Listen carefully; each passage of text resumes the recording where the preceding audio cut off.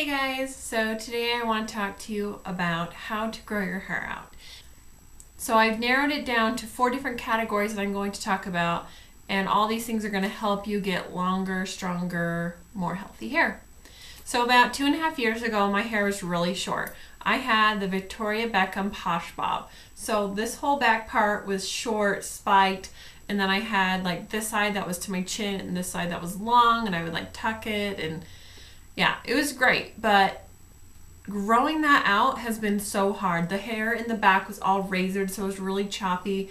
And then I got my hair to about this length, but it wasn't healthy. I hadn't cut it in a long time. I hadn't been taking care of my hair. So for the past year, I've been slowly trimming it and getting it back healthy again.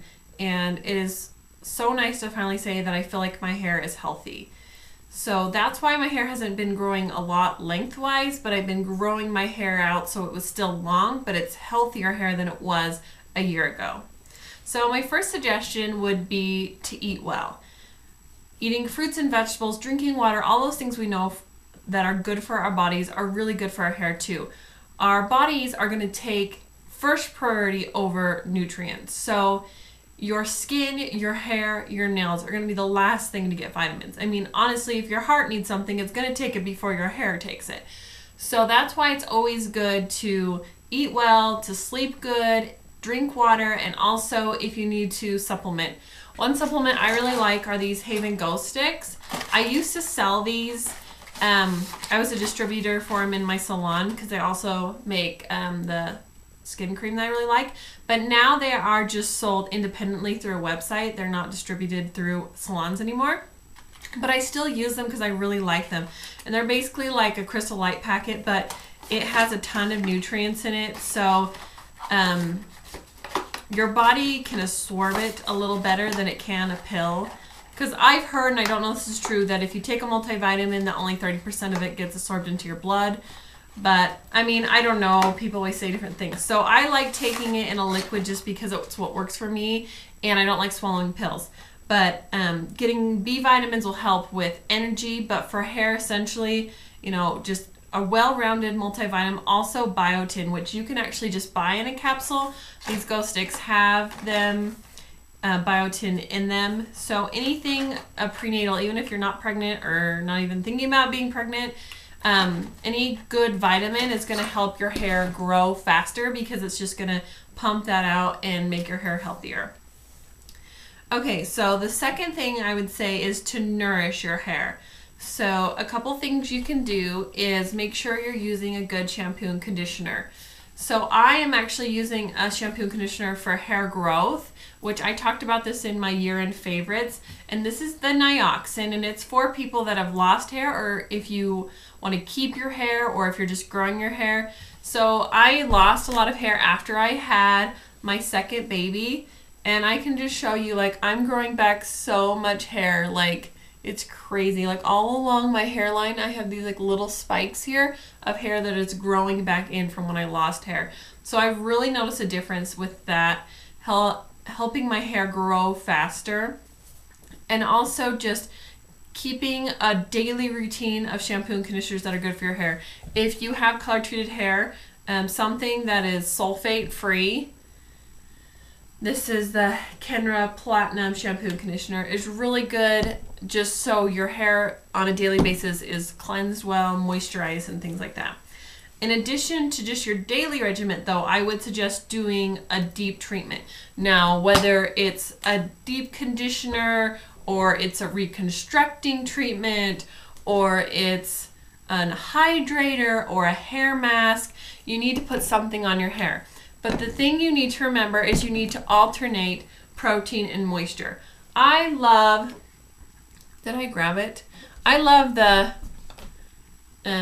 Joico K-Pack. Now, I've heard a lot of people say they hate this, and I'll tell you a reason why they hate this. Because protein does not make your hair soft. A lot of people will get this and they're like, oh my gosh, it didn't make my hair soft.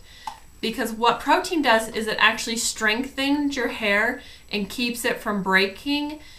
And moisture, which something like this intense hydrating, is what's going to make your hair feel soft. So I like to think about it like a lawn. Say your hair is a lawn. If you just fertilized your lawn, what would happen? actually, if you fertilized it only and didn't water it, your lawn would actually burn because it would get too much fertilizer. Same thing with using protein. If you use too much protein on your hair and your hair doesn't need protein, it actually can cause your hair to break. So only use protein if you need it and use it sparingly. But if your hair is damaged, you need to use protein. And if it's healthy, it's fine to use it, once a month or whatever. But don't be using an intense treatment like that every day if your hair is healthy, non-colored, no chemicals or anything damaged on it. Now, moisture, you can always use something with moisture. So you could use a moisture mask like once a week, or a moisturizing conditioner every day. So moisture for your lawn would just be like water. So if you're fertilizing your lawn and watering your lawn is going to be green. It's going to grow fast. It's going to look plush. All those things you want. Same thing with your hair. If you're giving it protein and you're giving it moisture, your hair is going to grow. It's going to be strong. It's going to be soft. Everything you want your hair to be. So now leave-in conditioners. Leave-in conditioners are great. I have several that I like.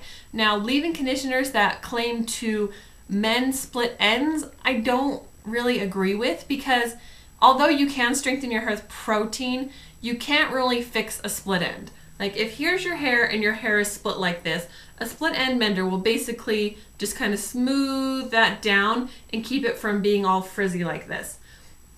But there's no way to actually like seal it together. I mean, if you've got holes in your hair, the protein can go in and fill those.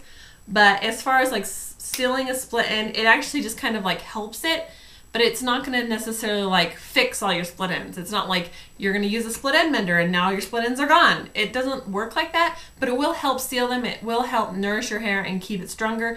It's just not like magically going to make your split ends disappear.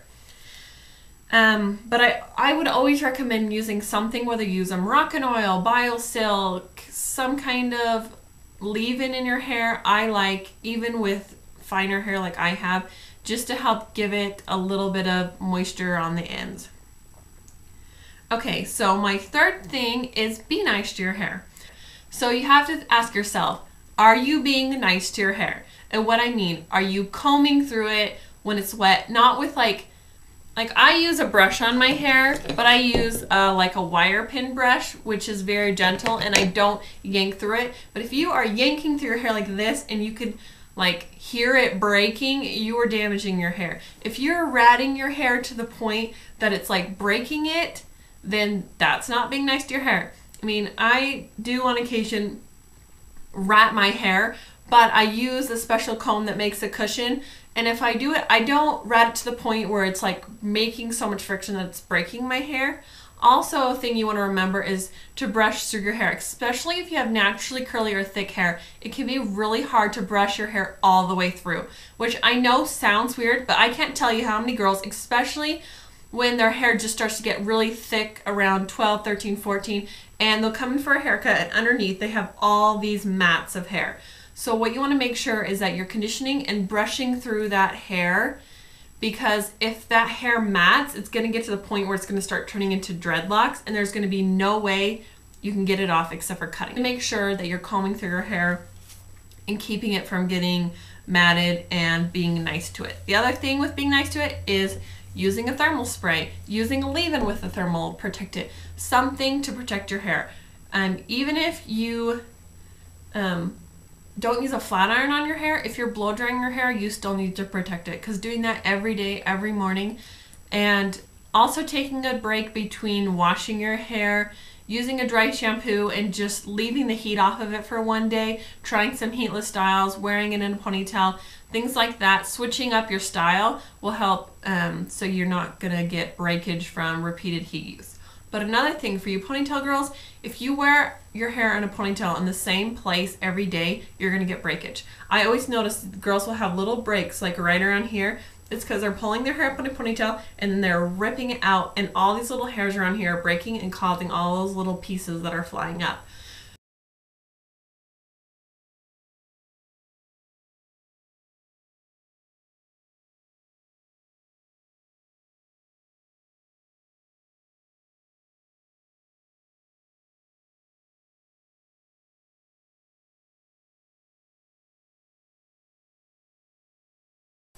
Okay, so my fourth thing is trim your hair.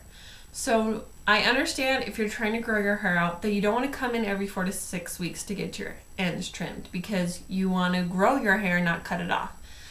But if you are trying to grow your hair out, you need to keep your ends trimmed. What people don't realize is if you've got a lot of split ends and here's your little hair shaft, and if it's splitting like this, the longer it sits like that, it's just going to keep splitting up, up, up, up, up, up. If you cut that hair and seal off the end, then it's not going to keep splitting. So it is important to keep your split ends trimmed off.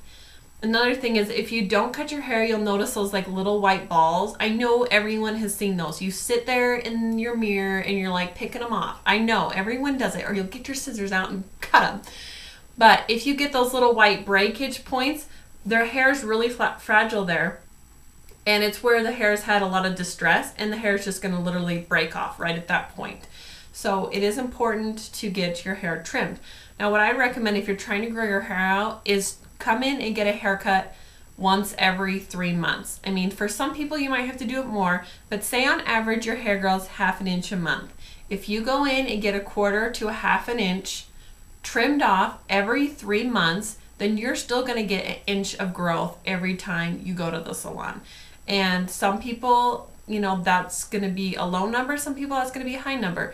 So it really depends on your hair, but that's kind of a good rule of thumb if you're trying to grow your hair out. If you are only growing 1/2 inch and then you go in 4 weeks and get that 1/2 inch cut off, you're not going to see a lot of growth. Another thing, people who say, my hair grew out to my shoulders and then it stopped. It's not growing. What's going on? And to you I say, the reason why your hair isn't growing, especially if you're noticing like you're getting highlights and you see your roots growing out, but the length isn't ever getting any longer, it's because your hair is breaking off faster than it's growing. So what I would recommend, as painful as it sounds, go in, get a couple inches cut off to get a lot of fresh ends. Start treating it nicer, start conditioning it better, keep it trimmed more regular, and you will see your hair growing long. So anyway, those are all of my suggestions for growing out your hair and keeping it healthy. I hope that was helpful for you, and I'll talk to you next time. Bye!